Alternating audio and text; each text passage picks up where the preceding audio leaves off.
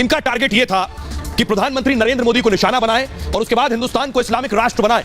इस तरह के दस्तावेज बरामद हुए, ये मैं ऐसा ही नहीं कह रहा हूं, बाकायदा वो डॉक्यूमेंट मिला है कि अगले 25 साल में हिंदुस्तान को इस्लामिक राष्ट्र बनाना है। कैसे होगा ये देखिए जरा, ये आप देख रहे हैं जो दस्तावेज मिले हैं वो कुछ इस तरह से है। आपको बताऊं, संदिग्धों के ठिकाने से सीक्रेट दस्तावेज मिले हैं और आरोपियों से इंडिया 2047 डॉक्यूमेंट मिला है, यानी 25 साल की प्लानिंग क्या है। 7 पेज के डॉक्यूमेंट में हिला देने वाली जानकारी शामिल है।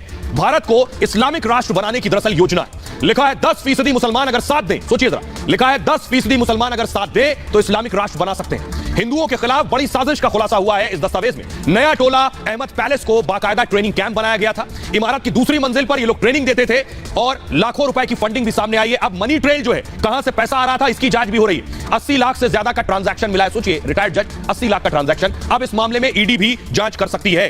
तो आइए अब मैं आपको सुनवाता हूं, सुनिए जरा, पटना के एसएसपी मनीष कुमार क्या कुछ कह रहे हैं, किस तरह से इस्लामिक राष्ट्र देश को बनाने के डॉक्यूमेंट मिले, सुनिए जरा।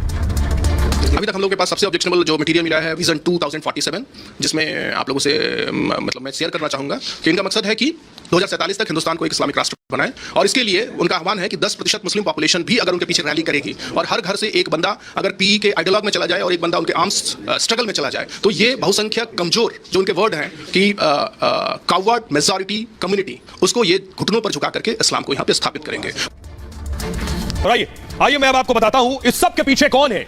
कौन है जो मोदी को टारगेट करने की कोशिश कर रहा था, कौन है जो हिंदुस्तान को इस्लामिक राष्ट्र बनाने की तैयारी में है। वो चेहरा कौन है मैं आपको बताऊं, इसके पीछे है PFI, popular front of India. ये पीएफआई जिसकी साजिश सामने आ रही है। पीएफआई बहरहाल खुद से अब अलग कर रहा है। अमूमन यही होता है, जब आदमी पकड़ लिया जाए तो उससे खुद को अलग कर लो। पीएफआई क्या प्रधानमंत्री नरेंद्र मोदी को टारगेट कर रहा था? क्या पीएफआई की आगे की रणनीति यही है कि देश को कैसे इस्लामिक राष्ट्र बनाया जाए? तो देखिए जरा पीएफआई क्या भला है, ये आपको बताता हूं। देखिए वॉल पर दीजिए ग्राफिक्स। पीएफआई एक इस्लामिक संगठन है, आपको बताऊं, पूरा नाम इसका है पॉपुलर फ्रंट ऑफ इंडिया, और मुसलमानों की आवाज उठाने का दावा करता है पीएफआई। 2006 में पीएफआई की स्थापना हुई थी। दिल्ली के शाहीन बाग में इसका हेड ऑफिस बताया जाता है। देश के 24 राज्यों में इसका नेटवर्क फैला हुआ है। कई दंगों में इसका नाम सामने आ चुका है।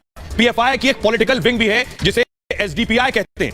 एसडीपीआई मतलब social democratic party of India, और एसडीपीआई का जो गठन है 2009 में किया गया था। बेंगलुरु हिंसा के बाद एसडीपीआई सुर्खियों में आया। दक्षिण भारत में अल्पसंख्यकों के बीच इसका खासा प्रभाव है।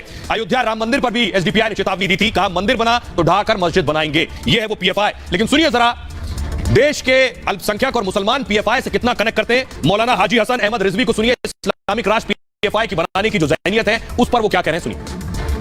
पीएफआई जैसा संगठन जिसकी तमाम मुस्लिम तंजीमें और तमाम मुसलमान और कई स्टेट की सरकारें जिसको बैन करने की मांग कर रही हैं, ये मंसूबे लेकर चल रही है। जब तमाम मुस्लिम उलमा और तमाम मुस्लिम आलिम दीन और लोग पीएफआई के खिलाफ सड़कों पर उतरने की बात कर रहे हैं, पता नहीं क्यों सरकार उसको अभी तक बैन नहीं कर रही है।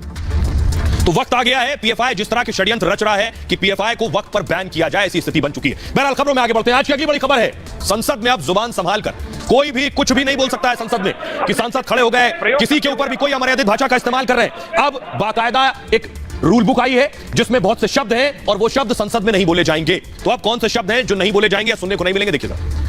वो है, ये आप देख रहे हैं, संसद भवन। संसद में अब जुबान संभाल कर रहना पड़ेगा। असंसदीय शब्दों पर सख्ती होगी।